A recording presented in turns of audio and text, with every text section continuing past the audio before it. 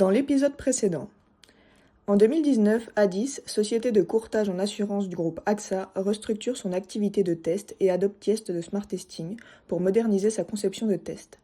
Grâce à l'approche visuelle, les équipes collaborent mieux, optimisent leur couverture de test et simplifient la maintenance. Mais le chemin vers l'excellence continue. Il reste à fluidifier les phases de test, accélérer les cycles de validation et renforcer l'automatisation. Retrouvons Alix et Bruno pour le deuxième épisode de la saga Adis. 2023, on va quand même faire un constat. Il y a des défis qui persistent, donc qui sont listés ci-dessous. Il y a toujours des goulets d'étranglement au niveau des tests.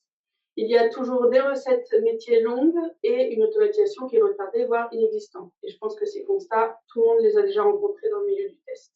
Ce qui fait qu'en 2024-2025, on a décidé d'avoir des actions pour régler ces problématiques récurrentes chez Adis. Et on s'est posé 3 questions. Comment rattraper le retard dans la conception? Comment éviter la duplication des efforts? Et comment maximiser l'impact de l'automatisation dans notre process? Du coup, comme je le disais, en 2023-2024, on a décidé de répondre aux problématiques soulevées et ça tombait bien parce qu'il y avait 2 projets qui commençaient à ce moment-là, le projet A et le projet B.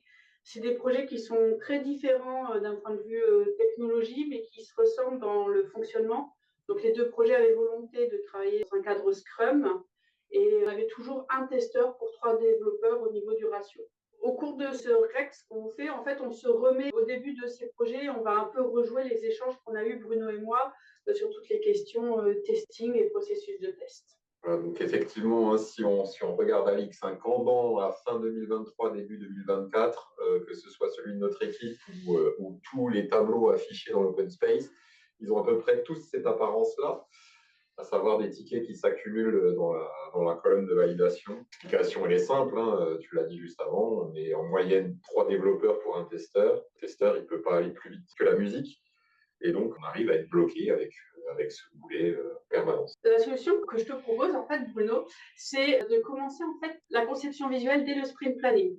Parce que si on se remémore, ce qui se passe, c'est que le développeur prend le ticket, le développe et le donne à ce moment-là au testeur qui commence la conception des cas de test, ce qui engendre un sacré retard. Et pour éviter cela, en fait, on va commencer la conception visuelle des parcours applicatifs en même temps qu'on prend le ticket au sprint planning. De cette manière-là, à la fin du sprint planning, on peut avoir les premières ébauches des parcours applicatifs qu'on a également partagés et on peut avoir déjà un plan de test sur comment chaque fonctionnalité va être testée. Donc l'idée là, c'est d'essayer cette chose que tu nous proposes sur 2 ou 3 sprints, le temps que l'équipe s'en imprègne, et puis voir ce que ça donne. Et ben, plutôt bonne nouvelle, effectivement, puisque on ne l'a pas dit sur le constat, mais un des points qui fait que les tickets s'accumulent en validation, c'est qu'en réalité, il y a encore des allers-retours au moment des tests, puisque le testeur n'avait pas forcément bien compris l'US. On a encore des incohérences dans les spécifications qu'on détecte au moment de la conception ou de l'exécution des tests. Et donc ça, avec ce que tu viens de nous proposer, ce qu'on a mis en place sur ces 2 sprints, ça a grandement disparu. On a vraiment constaté un vrai shift left. Et puis les parcours applicatifs sont initiés. Et donc ça, c'est important puisque ça nous fait notre documentation vivante. Et puis la stratégie est définie dès le sprint planning, donc au début du sprint. Et ça nous permet d'identifier la couverture de test. On sait où on va aller. Ça nous permet aussi de prendre en compte cette charge de test dans le planning et puis d'identifier les règles métiers à automatiser.